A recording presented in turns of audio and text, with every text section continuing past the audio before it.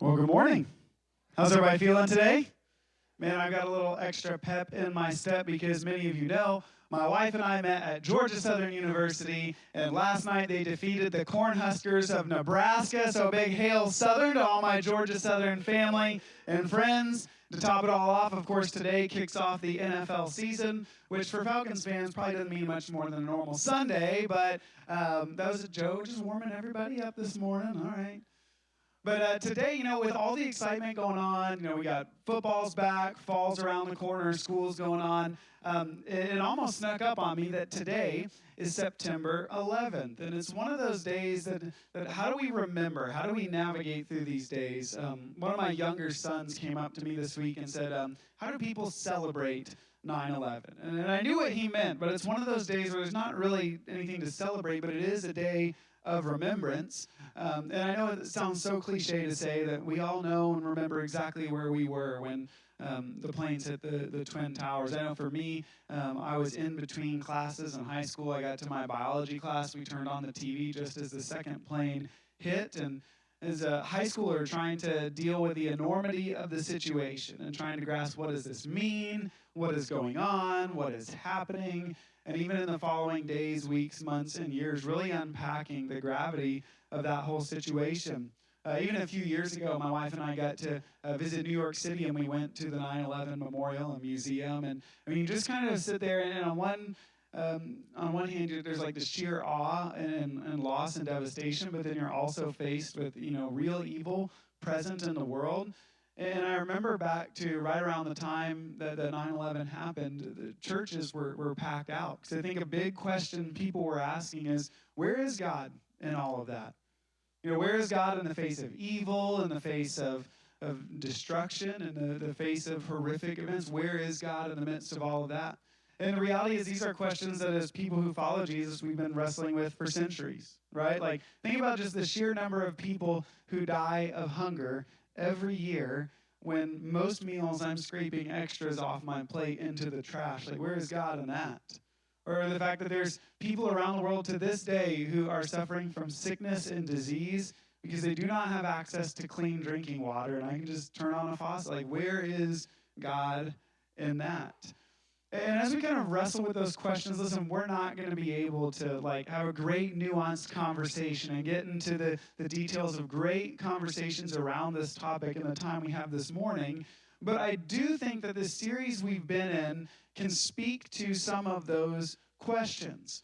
We're continuing this morning in our series called Around the Table. We're just looking at different meals that Jesus had throughout the course of his ministry. And man, we've been looking a lot in the book of Luke. In the book of Luke, there are a double-digit number of meals that Jesus is eating, which are like, that doesn't seem like a lot. But in a book the size of Luke, I mean, it's like almost every page, there's multiple meals as you're reading through. And so one scholar said that in that book, Jesus is either headed to a meal, he's sitting at a meal, or he's leaving a meal. And I love Jesus' style of ministry. It's just ministry from meal to meal to meal. Amen? I mean, I am down with that. And so we're looking at these meals because in Jesus' culture, meals aren't like for us. Like, we can network and we kind of get together and celebrate, and that's all great. But in Jesus' day, a meal was actually a tool to reinforce social boundaries and hierarchies. So, for example, you would not want to have a meal with someone who's in a lower social class than you, but you would want to entertain people with power and influence because it's almost like that rubs off on you. Or you wouldn't want to have a meal with people who were in the out group. Like, meals define who is in and who is out. And I don't mean like at the high school lunchroom, like who's cool and who's not cool, but like from a religious perspective, who does God approve of and who does he disapprove of?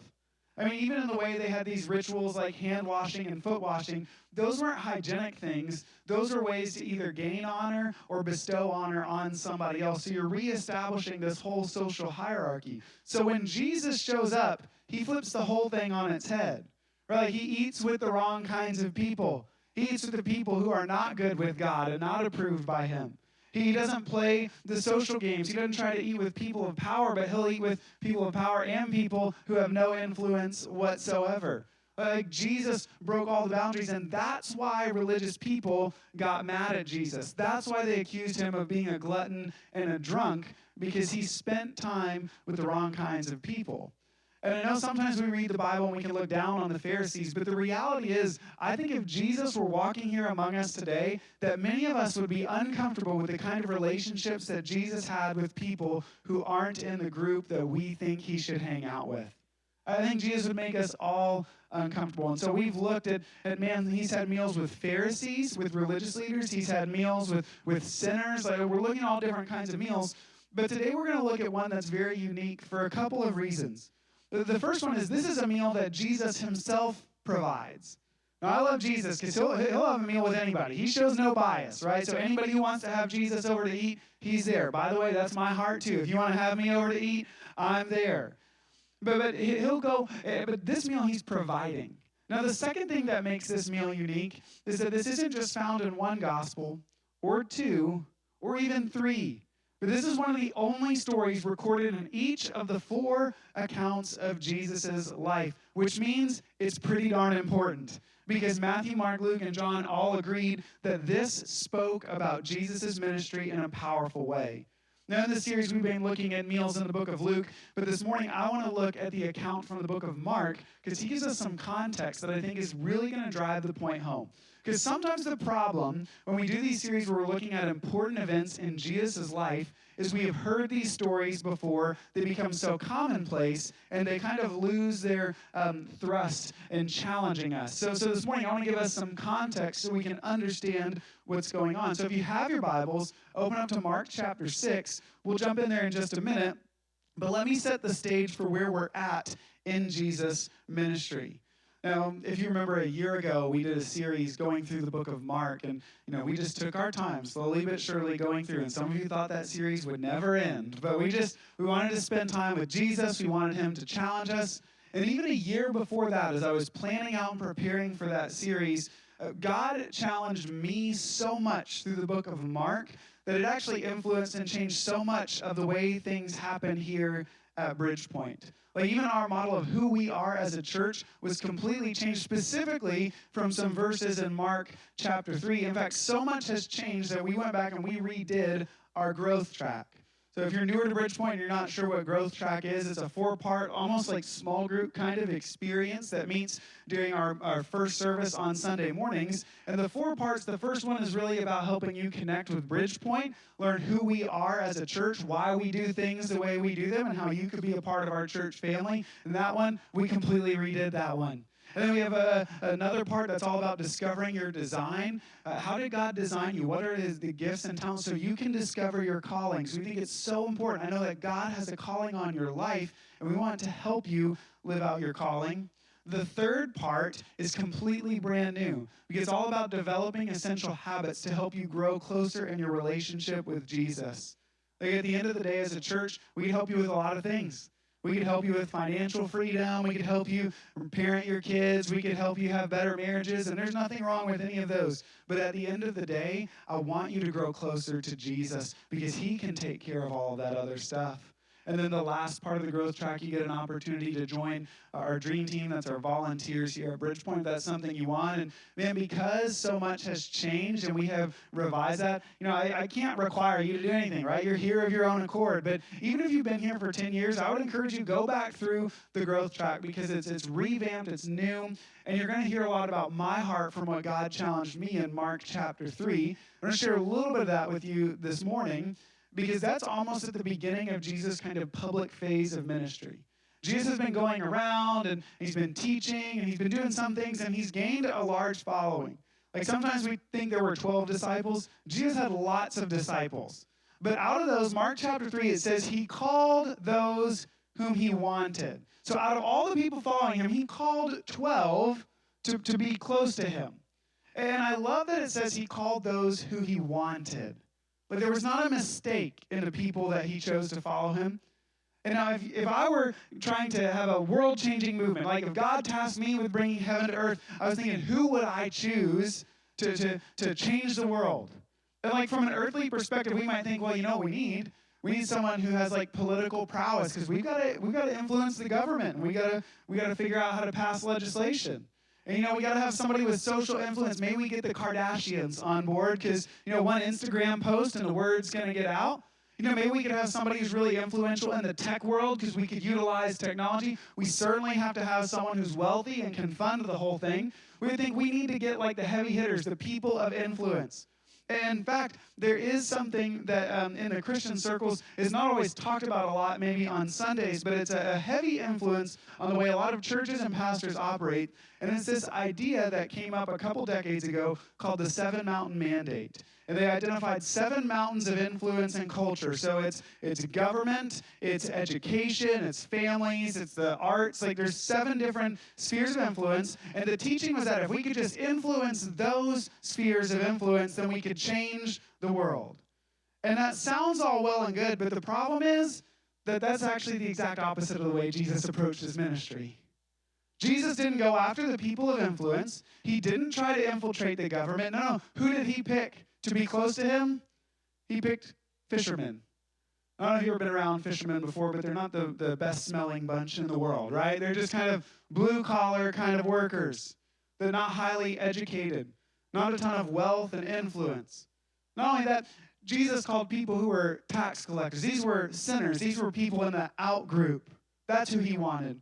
There was like a political revolutionary. We might today call him a terrorist that Jesus said, hey, come and follow me. Those are the people that Jesus wanted, because the way heaven comes to earth is not a top-down approach.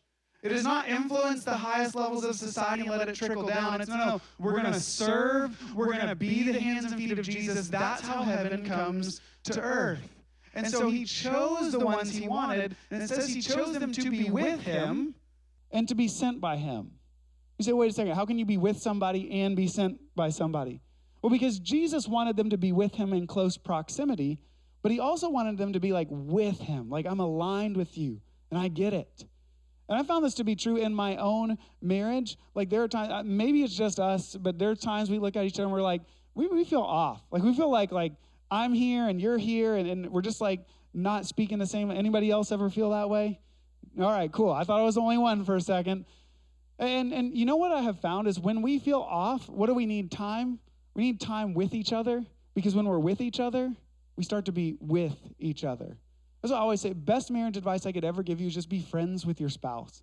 Like just be friends. And friendship is going to cover a multitude of sins. Literally, that friendship will help your marriage carry on through. But in the same way, Jesus wanted his disciples to be with him so they could be with him. And so in Mark chapter 3, 4, and 5, there's a lot of time the disciples are just spending with Jesus. But we get to Mark chapter 6, and now he's ready. I'm going to send you out to do the same things that I've been doing. That's where we're going to pick up. Mark chapter 6, starting in verse 7. It says, he, meaning Jesus, summoned the 12 and began to send them out in pairs and gave them authority over unclean spirits. He instructed them to take nothing for the road except a staff, no bread, no traveling bag, no money in their belts. And it kind of goes on from there. So Jesus looks at these 12 that he chose, and what does he do? He sends them out. By the way, as a side note, he sends them out in pairs.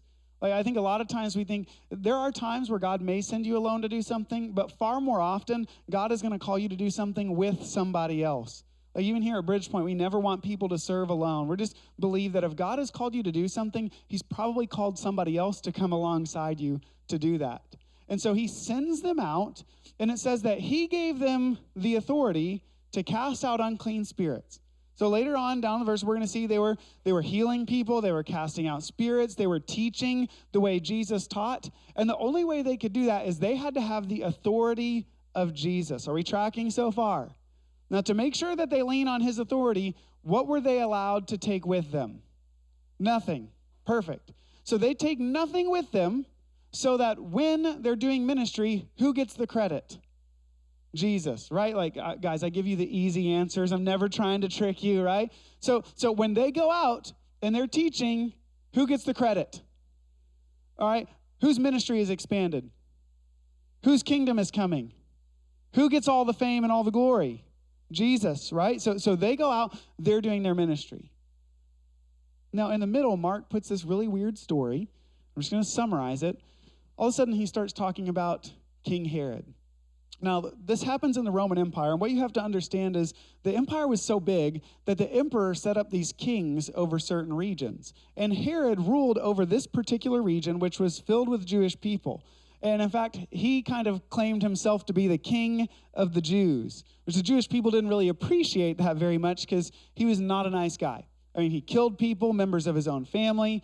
He's actually remembered historically for these massive, beautiful building projects. But the way that he funded those is by heavily taxing the people that he ruled over. And actually, at the time of Jesus' birth, this area actually experienced an effective tax rate of 80 to 90%.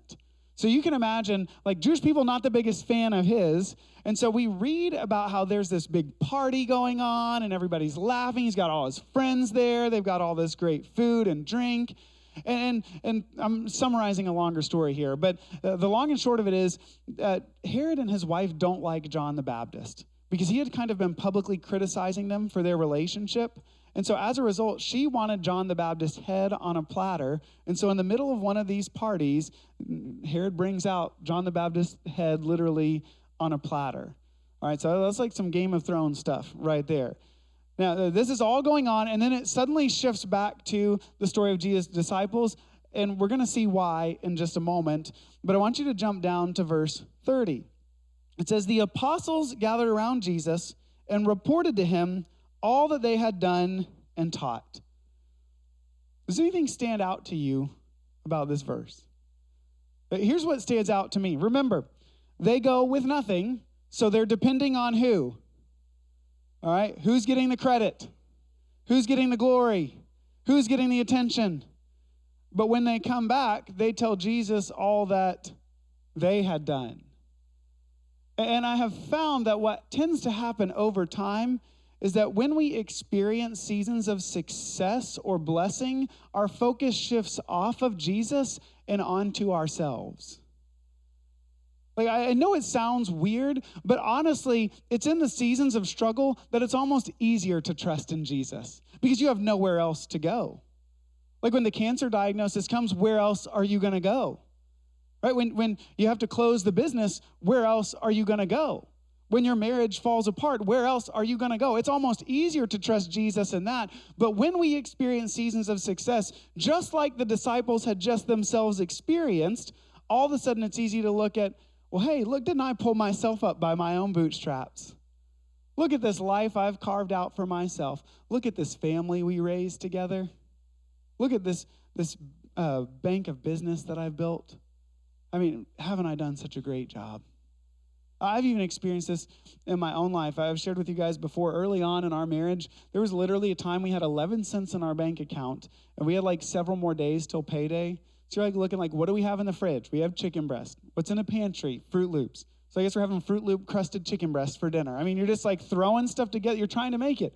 And I will tell you that was such a difficult season, but it was so sweet because we saw Jesus show up and provide for us in unexpected and unimaginable ways. We knew what it was like to depend on Jesus. But see, now we're at a point where God has blessed us, and when we buy our groceries, we're not worried that the card's going to get declined when we check out. We're not worried how we're going to afford our mortgage payment or how are we going to be able to afford school supplies for the kids. We have been so blessed, and it would be so easy to turn around and say, man, we just really put our heads down and did all that work, didn't we? We worked really hard. And look at the life we have created for ourselves. Now, listen, I am all about hard work. I hope that's a value that we pass on to our kids, but may we never forget that what we have is a gift from Jesus. And at the end of the day, he gets the credit and he gets the glory. And I know sometimes it's easy to look at the disciples and say, man, they're so dense. But I don't know about you, I feel like I'm so dense a lot of times. Because I look at, man, let me show Jesus what all I have done. And here's the beautiful thing, is Jesus doesn't actually rebuke them or get onto them. Jesus is so patient. And what is his response to the disciples shifting focus from Jesus to themselves? Look at verse 31.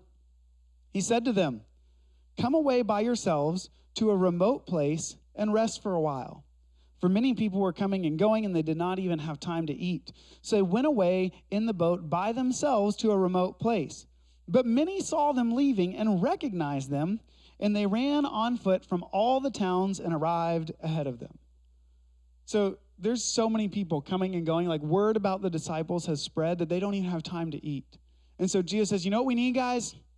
We need to get away to a remote place and rest. And the Greek word for remote place is the word eramos. And this always shows up as a place of wilderness where you actually go to reconnect with God. Like, it's actually an amazing theme you can track through the Bible. Wilderness is almost always associated with the time to reconnect to God. So Jesus, before he begins his public ministry, he goes into the wilderness for 40 days and 40 nights to connect with God. And here, what Jesus is saying is, guys, your focus is in the wrong place. What you need, we need to go to the wilderness so we can rest and recharge and refocus ourselves on God. By the way, this is why practices like the Sabbath and silence and solitude are so essential for the Christian life, because we need everyday times where we cut all the noise out.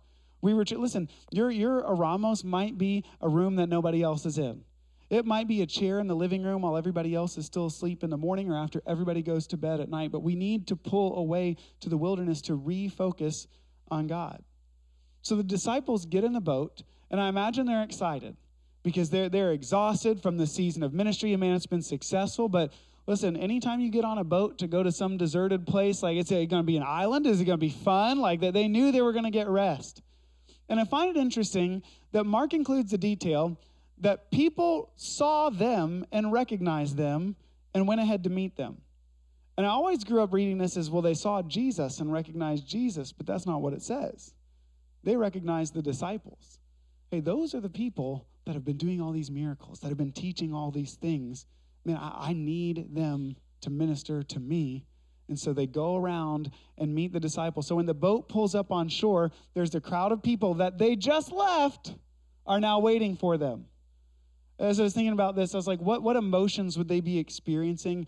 Probably not exactly like this, but I remember when we had toddlers. Wise, I want to give you a little insight. The reason men are in the bathroom so long is because we're hiding from everybody, all right? We're just trying to get some peace and quiet. But what happens when you go in the bathroom and you close the door, and all of a sudden there's tiny hands reaching under the door like, Dad, Mom, are you in there? Like, can I just get a moment of rest? And I wonder if the disciples pull up and they're excited for rest, and we're going to recharge. We're going to spend some time with God. And these dang people are here again. Now, I want you to notice in the following verses, Mark kind of compares and contrasts two attitudes to these people. One is the attitude of Jesus, and the other is the attitude of the disciples. So verse 34, when he went ashore, he saw a large crowd and had compassion on them, because they were like sheep without a shepherd. And then he began to teach them many things. And when it grew late, his disciples approached him and said, this place is deserted, and it's already late. Send them away so they can go into the surrounding countryside and villages to buy themselves something to eat. So it says, when Jesus sees this large crowd, he's moved with compassion. If you translate the Greek literally, it says he was moved in his gut. Now, in our culture, that means something very different than it did in that culture, because they thought the gut was the center of the feelings. It was almost like his heart was moved. Like, he could not help but be brokenhearted for them. Why? Because they were like sheep without a shepherd. I love that this is written here, because this is actually taken from a very famous Jewish prayer in Numbers chapter 27. See, at that point in the book of Numbers, Moses had been leading the Israelites through the wilderness for many years, and they were about to enter into the promised land, but Moses wasn't going to make it. His life was coming to a close, and there was going to be the first major transition in leadership. And I find it fascinating. What was Moses' prayer for the leadership of God's people? He says, God, would you please give them someone who would protect them, who would provide for them? And this is what Moses says, so they would not be like sheep without a shepherd. And I love that prayer, because it actually teaches us a lot about what leadership means from Jesus' perspective. Because a lot of times when we think of leadership, we think leadership is a title. We think leadership means promotion and power and influence, and that we finally get to make decisions, and people are going to do what we say, and maybe we're even going to get a promotion. We're going to be respected finally. But when Moses prayed, he didn't ask for someone who is charismatic. He didn't ask for someone who is a visionary. He asked for someone who is like a shepherd. I don't know about how much you know about shepherds, but that's not a sexy job. That's like Moses saying, God, would you send them a garbage man? Because shepherds are dirty and they're smelly and they have to protect and provide for sheep. If one of them wanders off, they have to go chasing out. Like a sheep doesn't defend themselves. You have to defend the sheep. You have to lead them places so that they can eat. And never once does the sheep turn around and say, thank you so much. Like, I am so thankful that you're my shepherd. I can't remember which comedian said it, but like if an alien came to Earth and saw us walking our dogs, you would think the one that was in charge is the one that's having their poop picked up, not the one that's doing the scooping. It's like we treat our animals that way, but we do it just because we love them. There's no great reward in that. And to be a shepherd, it's thankless, it's tiring, it's exhausting, but that's what the Bible talks about when they mean leadership. Someone who selflessly serves others. There is no title in it. It's just someone who serves. And Jesus sees that they are people who are like sheep without a shepherd. Why? Because the king of the Jews they served, did he care about them? No, he was taxing them. He wasn't providing for them. He was stealing from them. He didn't care about their spiritual health. He was killing the prophet. Like they did not have a shepherd who was leading them, and Jesus knew he was called to be the shepherd, and not only was he called to be that, but that was his mission, that was his disciples' mission as well. They were to be the shepherds who cared for the sheep. But notice their response. They kind of look around. I don't know exactly, like I'm sure there's a number of reasons people do what they do. They look around, they're like, Jesus, it's getting late. Like, you promised us we were going to come here and we were going to get rest. Like, we were going to have this time. Why don't you send them home? They need to get their own food, get out of here. We need some rest. And so maybe part of them, they're just wanting their time alone. Or maybe some of them is like, they got to provide for themselves, which I find is fascinating because they just came from a missionary journey where they were allowed to take nothing and they did not provide for themselves. They had to depend on the hospitality of other people, and they had to rely on Jesus to provide for them. And all of a sudden, when it comes to somebody else, they need to provide for themselves. By the way, we live in a culture that's highly individualistic, and there are some great things about that, right? Like, we want to take care of ourselves. And again, values I want to instill in my kids. We always talk about no BCD. Don't blame other people. Don't complain about your circumstance. Don't defend yourself, right? Because if you BCD, nothing's ever going to change. Carrie Newhoff's a leadership expert who said you can make excuses or you can make progress, but you cannot make both. I think that is so good. Now, the downside of that is we can take that on in the reverse sense and say, okay, well, I'm responsible for me, but I'm sure as heck not responsible for you. You got yourself in this mess. You get yourself out. You need something? Provide it for yourself. I picked myself up by my own bootstraps. Now you do the same thing. So, who do you think the disciples were leaning more towards? Was it Herod's way of things or being a shepherd? And so that's the question we're supposed to be wrestling with. And notice, what does Jesus do?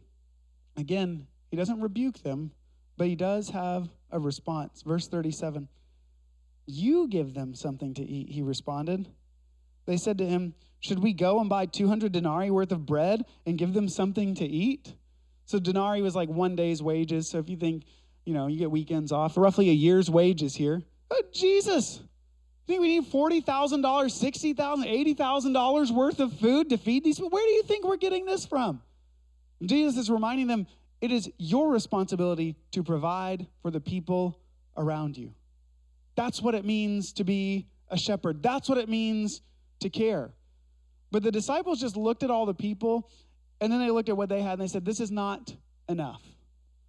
Now, I don't know if they really meant that or if they were looking for excuses, but I found we can always find excuses not to provide for other people. Don't you know I've had that same conversation with them 17 different times? Don't you know that sheep keeps getting out of the pen, and I have to keep chasing it down? You know what? We'll just let the wolves have them. No. A shepherd always provides. And they were looking at their lack. And Jesus, I wonder if he's thinking in the back of his mind, I just provided for you your entire journey you were gone. Like you saw what I could do. You know that the people were healed, people were set free. If I can do all that, I think I can handle feeding a few people. But I love this, when they come with their excuse, Jesus does not rebuke them and Jesus does not bypass them either. Jesus doesn't crack his knuckles and say, guys, get out of the way. Let me show you how it's done. No, what does Jesus actually say to them in verse 38? It says, how many loaves do you have? Go and see. So they said, we don't have anything. He said, well, how much bread do you have? Go and find out. When they found out, they said, 5 loaves and 2 fish. I love that because Jesus said, hey, go find out how much bread you have. And they came back and realized not only do we have bread, but we have fish too. Maybe we have a little bit more than we thought we had to begin with. And then he instructed them to have all the people sit down in groups on the green grass. I want you to remember that, green grass. So they sat down in groups of hundreds and fifties. He took the 5 loaves and the 2 fish, and looking up to heaven, he blessed and broke the loaves. He kept giving them to his disciples to set before the people. He also divided the 2 fish among them all. Everyone ate and was satisfied. That means they were full. Amen? It says they picked up 12 baskets full of pieces of bread and fish. Now those who had eaten the loaves were 5,000 men. Now there is so much to unpack here. But I love that Jesus' response, he does not bypass the disciples. He says, my plan is still to use you to bless them. I didn't ask what you didn't have. I didn't ask, why don't you have 200 denarii? Well, what do you have? And they come back and say, well, we have 5 loaves and 2 fish. And Jesus says, I can work with that. And so not only does he have them go get the materials, then he has the disciples put people in groups and have them sit down in green grass. And then Jesus does his work. He blesses it, he breaks it, and then I love it. It says they kept coming back to Jesus. This was not a thing where Jesus just handed them these baskets and they went out. But when they would go out, all right, table 13 needs more bread. They come back to Jesus, right? Like, all right, I'm out of my basket. Come back to Jesus. And Jesus never ran out. See, it wasn't that they had it innately within them, but they kept coming back to Jesus, and Jesus kept giving them more and more and more. Now, this is not a sermon about how if you give God some of your money, he's going to keep giving you more. This is a message about how if you give God what you do have, he will use it to bless the people around you. Now, first, he might have to break it. And you might have to come to him to get it back. And you might have to keep coming to him day after day after day. But no matter how little you think you have, God can use it to bless people you didn't even know were going to be blessed. Now remember, I told you, he said to set them down in green grass. Psalm 23, one of the most famous psalms, says, the Lord is my shepherd. I have everything that I need. And he makes me lie down in green grass. It's this beautiful picture where Jesus is saying, I am the shepherd. I'll give you everything you need. Now, sometimes he doesn't give you an ounce more, but he'll give you everything you need. And he'll make you lie down in green grass. He'll give you rest and peace, but it's also his commissioning of the disciples. Not only am I the good shepherd, you're a shepherd as well. You feed them. You make them lie down in green grass. When they did that, they were full. They were sad. It's a beautiful, beautiful picture. Matt, what on earth does this have to do with anything we've talked about? Talked about where is God in the midst of hurt and pain? You know where he is? He's in you. Where is God when people are hungry and they need their next meal? He's in you. Where is God when people are struggling with depression and anxiety? He's in you. And I think so often we expect God to show up and snap his fingers. That's not how he fed the 5,000. He did it through his disciples. And if we want to see heaven come to earth, he's going to do it through you and through me. But that requires a few things. First, we have to shift our focus. Because I imagine most of us in this room, we're probably maybe more like the disciples than we would like to admit. Maybe we've gotten a little comfortable. Like we're not wondering where our next meal is coming from. We're not wondering how we're going to pay our bills. And maybe we've kind of settled into this kind of selfish attitude. Like, I've taken care of myself. Why should I care for anybody else? And I wonder if Jesus were here today, if he would look at us and say, why do you think you have what you have? It's not for you. It's so that you can give it to me so I can bless it, break it, and then you could give it to somebody else. Maybe for some of us, it requires a refocusing. Maybe for some of us, we're at that point where we need some time of rest. Maybe you need a Sabbath season, some time of silence and solitude to refocus on Jesus. Maybe for some of us, you're here today and you're holding so tightly to things in your hand. You would love for Jesus to use you, but you just don't know if you could let it go. Like, could I just give it to him? And maybe that's your finances. Maybe that's your calendar. Maybe for some of you, it's an addiction.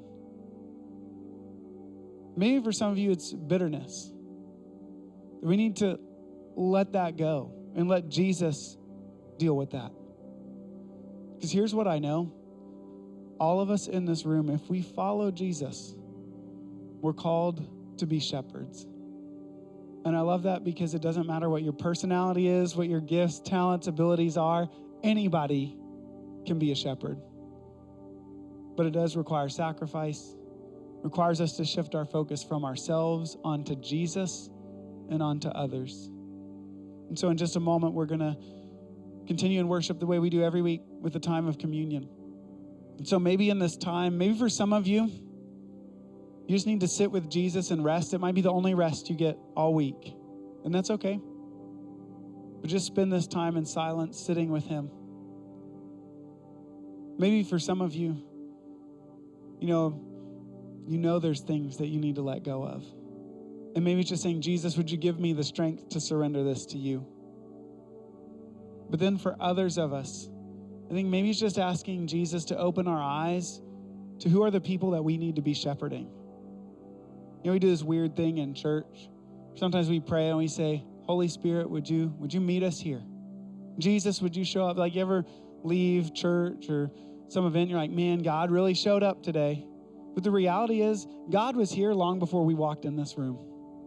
God doesn't need us to invite him to show up. He's already at work. Like, God's already at work in the relationships that you're already concerned about. He's already at work there. God's already at work in your workplace. He's at work in your family. He's already there. He's doing things. All he's asking us to do is open our eyes to see where he's at work and then humbly allow ourselves to join in with what he's already doing. He's not asking you to pioneer the way. He'll provide everything. He'll give you the authority. He'll give you whatever you need. But it requires that we submit ourselves to following him. So all across this room right now, would you just bow your heads and close your eyes with me?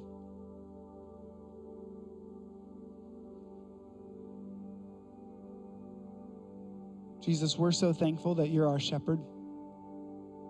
And even when we wander and when we stray, you bring us back.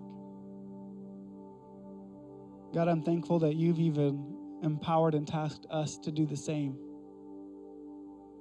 And so I pray for each and every person here today. I pray that you would shift our focus away from us and onto you.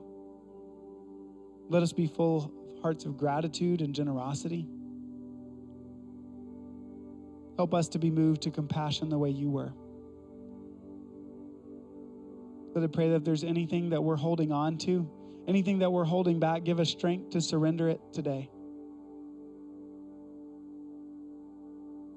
Jesus, right now, would you open our eyes to see where you're at work? And would you move us to join with you? Because Jesus, more than anything else, we just want to become more like you. It's in your name I pray. Amen. As you feel led, you can take communion.